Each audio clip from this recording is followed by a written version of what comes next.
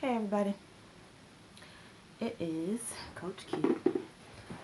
It's Coach Q, and I'm literally sitting on the floor in my bedroom because, frankly, it's the only place that I can find some quiet.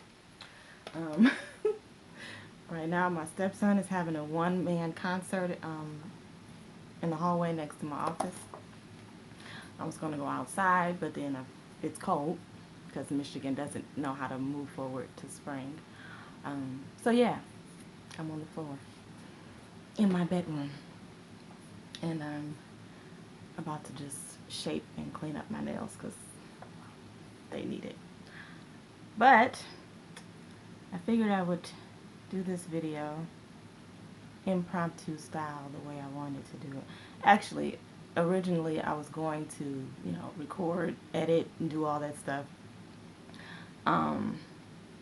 But last night I was on a Zoom video with Lauren Lake. If you don't know her, she's judge on Paternity Court, which is probably it is my favorite guilty pleasure at the moment. Has been for a while. And she was doing a video about ways to enter, or basically just to improve your TV persona for people who are interested in that. But I wanted to get on to, not to say that that's not a goal of mine, because I do find myself, I could talk for a long time, but it was more so to improve my on-camera presence. But she was dropping some gems on there that didn't have anything to do with, well, sort of, just about being authentic. And so that's why I wanted to do this video like this, because it's something that I need to do anyway, and it kind of goes in harmony with the topic that I had been planning to discuss anyway. But I'll get to that in a minute. First, about being authentic. So, at the beginning of this quarantine, I was already starting to feel like wondering where I wanted to take my coaching business, if I wanted to rebrand myself, or just what next for my coaching business. And in that, one of the things that was on my mind was I want to be authentic the way that I am in person with my friends and family, while still being professional, and being the coach that people would want to take advice from or want to learn from. So just trying to merge those two. Now, when I was in the corporate world, I didn't even go by my first name. I got tired of people butchering it so much. It's actually LaQuita. I think I've discussed that before. It's LaQuita, but it's spelled with a Q, so most of the time people say LaQuita, which annoys me, especially after the Martin episode. Or LaQuita, LaQuisha. I've heard so many things. So in 2008, I started just going by my middle name, which is Simone, which is how, if you go to my Instagram or any of my social media, it's Coach Q Simone. Because I figure if you can't just remember Q, you probably just don't need to talk to me. But I bring that up to say that when I was at work, because my name was Simone, it was like I put on a different persona. Simone was different than LaQuita. So when I would get to work, coming in, especially on a Monday after the weekend, it was like I had to go into Simone so that people didn't think something happened to me crazy over the weekend. And I didn't like that. I didn't like the fact that I was a different person. And I know people do that without changing their name. They have a different corporate persona than they do day-to-day living, but that gets exhausting. And so with my coaching, I was starting to feel like I think I'm starting to be Simone instead of Q or Kita. So the line of thinking, I was giving myself so many reasons why I needed to go in a different direction, or even questioning whether or not coaching was for me. Maybe I wanted to do a different style of coaching. Maybe I wanted to be a consultant. Maybe I just wanted to sell my ebook and products and just stick to writing because I felt like I'm not being authentic and I don't know how to be. And if I'm being truthful, really honest, one of the main things that has troubled me, and I'm going to get to how this has manifested itself in my life since third grade, but of late, one of the things that has really left me feeling unsettled is reconciling my ministry with my coaching business. I started teaching the Bible when I was 16 years old, and it is the foremost aspect of my life. That's where it's the number one core value of mine is having a relationship with God. And I find that teaching that to other people who are interested in learning about the Bible fulfills my purpose in life. As I've gotten older, though, I realize that not everyone has that even desire for a relationship with God. And some people have so many other mental and emotional hangups that they can't even fathom that there's a creator or a God or someone of the universe that cares about them individually. So, one of my closest relatives, I won't say her name for just to keep her privacy, but she's really the inspiration for my coaching business because she's had so many issues, mental health. I don't like to say issues. I mean, they are, but she's had a lot of difficulties with mental health, and try not to get emotional thinking about it. um, but I know her, the core of her, and so it doesn't dissuade me or doesn't discourage me. It doesn't make me angry with her when she has, certain outbursts because I know some of the things that she's struggling with. Um, and dealing with people like that has given me a greater awareness to the need to help people on a practical level in their day-to-day living, not solely from a religious or a spiritual um, standpoint. That's the most important thing to me, but that may not be the most important thing to one of my clients or, to a relative. I just realized I got one of these cuticle snippers and it's broke. Anyway, shoot. Oh, I fixed it. Okay. So, so, she's the inspiration behind my coaching business. And so, um, when I was starting to think about quitting or pausing or going in a different direction, I would go back to my why. Like, why did I start this coaching business and why did I start NLP? Because I could have just been any type of life coach. But specifically, I wanted to do NLP because it focuses more on your thoughts and your self-talk. And I feel like that is so important. We don't take, as a society, as a culture, we don't focus on the fact that our brain needs programming. We have this handheld device in our hand or at the laptop, tablets, or whatever throughout the day, never realizing that, hey, it was a mastermind, a brain that created this. And it came from the fact that our brain is so powerful. And I've seen so many people, I've done it myself, that just kind of ride the wave of their emotions and their thoughts, and they feel like they're stuck and they're trapped and they have no control over their thoughts, no control over their feelings. Never really learning the ways to program it or reprogram it. Throughout our childhood, our parents and family, congregations or whatever, they pretty much programmed us. And a lot of it we find to be beneficial for us as we even become adults. But a lot of it needs to be reevaluated or purged. Not maybe not your core values, but just some of your line of thinking and the fact that you are in control of your life. So that's why I went into NLP.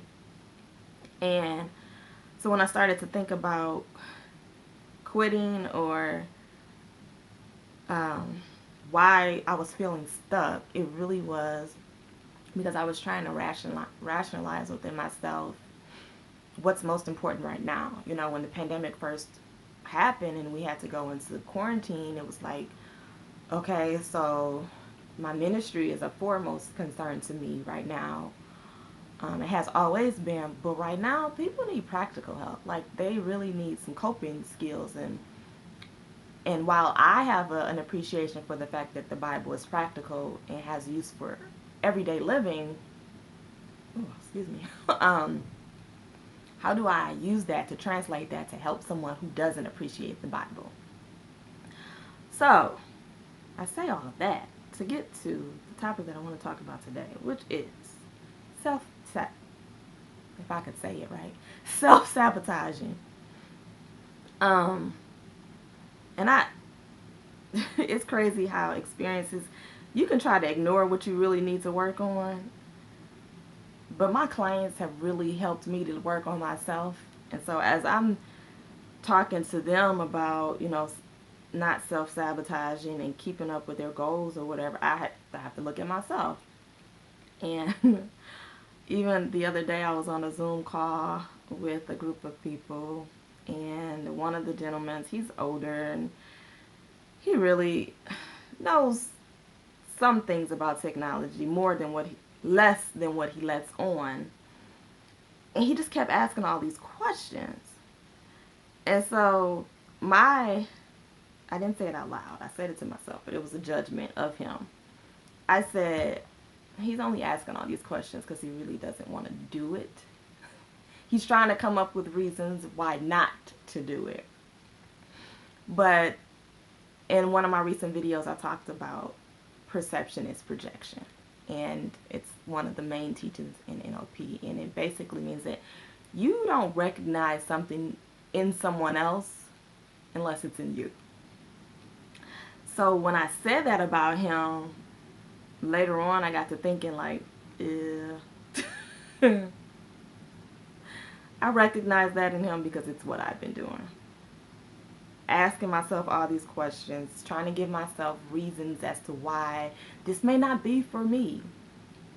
And I had to do some introspection, some soul searching, and crying a lot.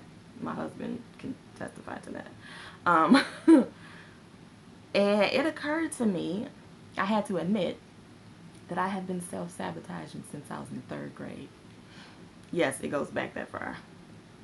So when I was in 3rd grade, my parents put me into a creative writing school because I've always loved to write. I wrote my first poem when I was 5. And so my parents saw this gift in me and they enrolled me in this creative writing school, which was still within my neighborhood, but it was going to be in a different school than all my friends were going to. And so when I got in this classroom, now I'm a nerd, but I'm a sassy nerd. I was in the classroom with like some straight geeky nerds. So the first thing that came to my mind was, I don't want to be in this classroom with these people, and I want to be with my friends. I want to play with them at recess. I want to, still be with my best friends, and so I don't even remember what the excuse was, but I created a reason why I didn't fit and I couldn't go to that school anymore. So my parents, they let me remain in the school that I was already in, and I was just in advanced classes there. So that was one example. Then moving on to high school. I was in advanced classes, but I was given the opportunity to enroll in National Honor Society. And I can't even remember. Oh, I remember the excuse. The excuse then was, well, I don't want to be a part of government in this school. Like, I really didn't want to have anything to do with organizing things. I was fine with being the best in my class, and I didn't want to be challenged anymore. I was fine with being in advanced classes, and that was enough for me. So I didn't join National Honor Society. Then let's go to college. So then I get to college, and I'm really being challenged. Like, areas where I thought I was smart, I was like, oh, maybe I was just the smartest in that class. Not really smart, which I am, but anyway. So, but I was doing well. I was, had some tutors, and I would do group, what do they call it? Study groups and all of that. And then I was sitting in my English composition class one day, and it occurred to me that I had read about 3 novels in 1 week, but I felt bad because I hadn't read my Bible in like 2 weeks. So you know what I did? I convinced myself that I was losing focus, and after that semester, I didn't enroll the next semester. And I just went ahead and got a job in it for an accounting firm, which is what I was going to school for. And I basically struggled. It was fun, it was challenging and exciting to work my way up the ladder, but there was still always a cap with where I could go because I didn't get my degree. So I was in accounting. I think I just put up a post on Instagram the other day. Yeah, I was in accounting in the industry for 18 years. I was not an accountant. I was an accounting assistant. I was corporate liaison. I was team lead, manager, not supervisor, account manager. I traveled, spoke in front of VPs and everything, and they would look at my manager and supervisor, because I did get mentored, and they would look like, wow, like, she has so much potential. If she would just go back and get her degree, she could go so much farther. But I didn't. Then, oh yeah, it keeps going. I've been sabotaging consistently.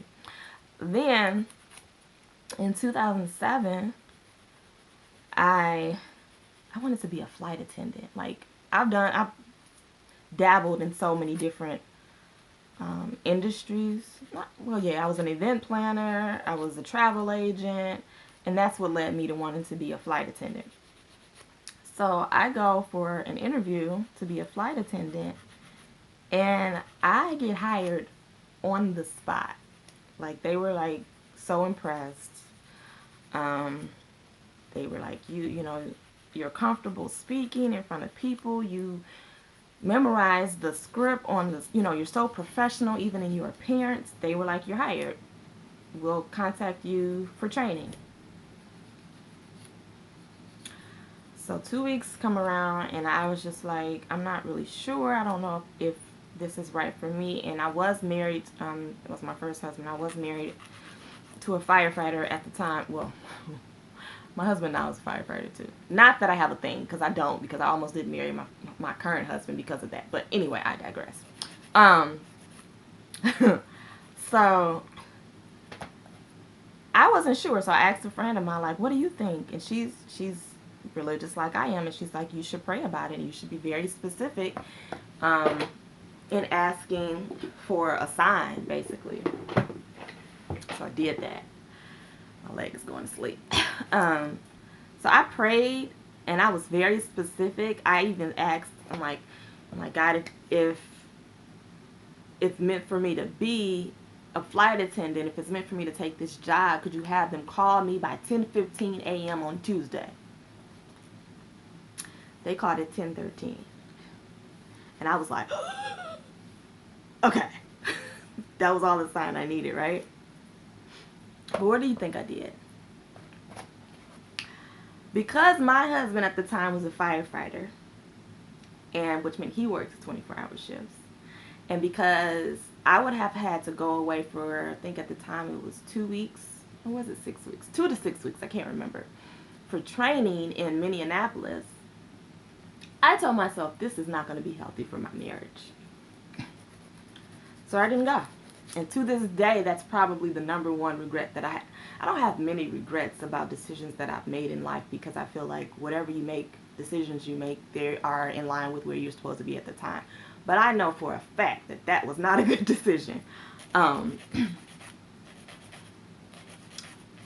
Because I felt it within my gut. I'm like, you are going against everything that you just asked for. Like, why would you ask for something and then when it gets put in your lap, you say no?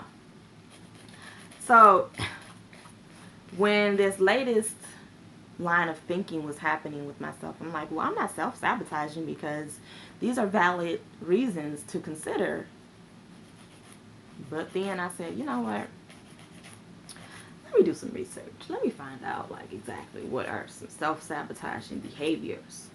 And wouldn't you know, the very first thing I pulled up was not about self-sabotaging for people on an individual basis or day-to-day living. It was actually about coaches who self-sabotage. And I'm like,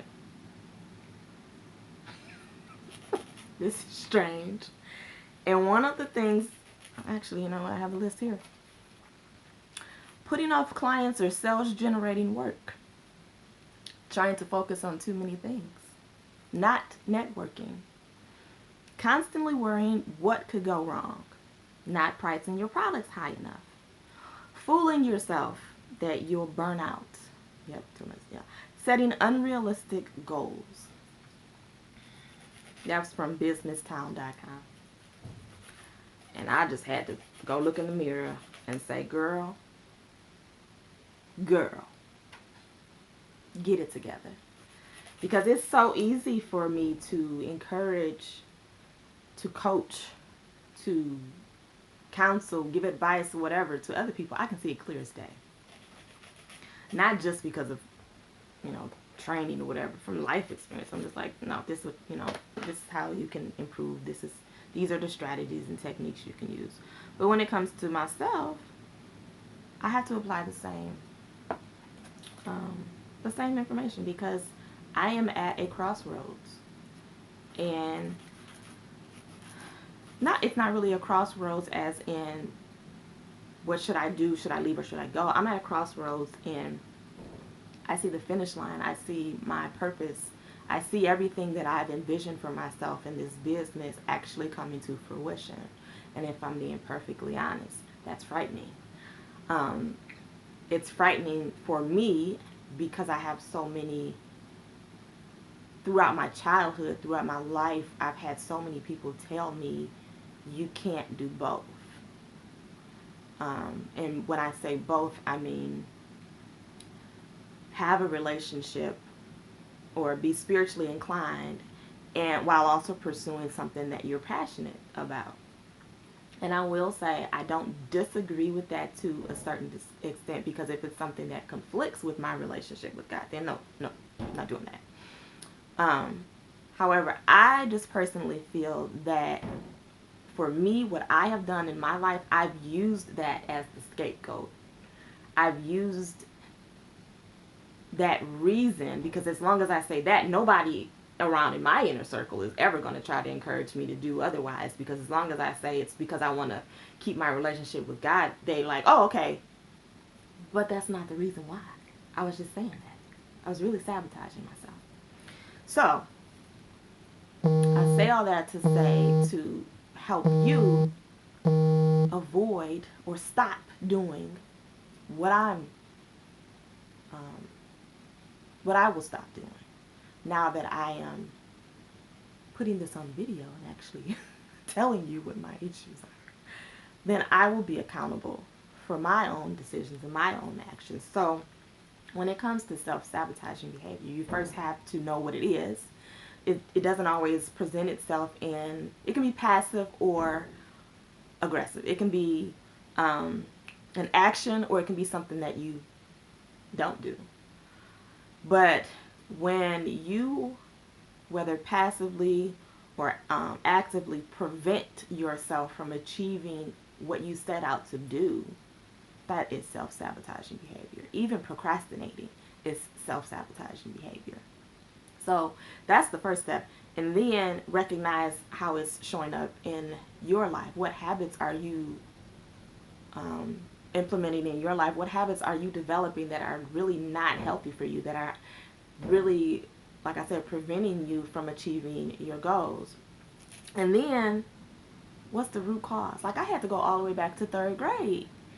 And I realized that as much as I talk about being, and I am confident within myself, I know who I am. Sometimes it's just hard being different.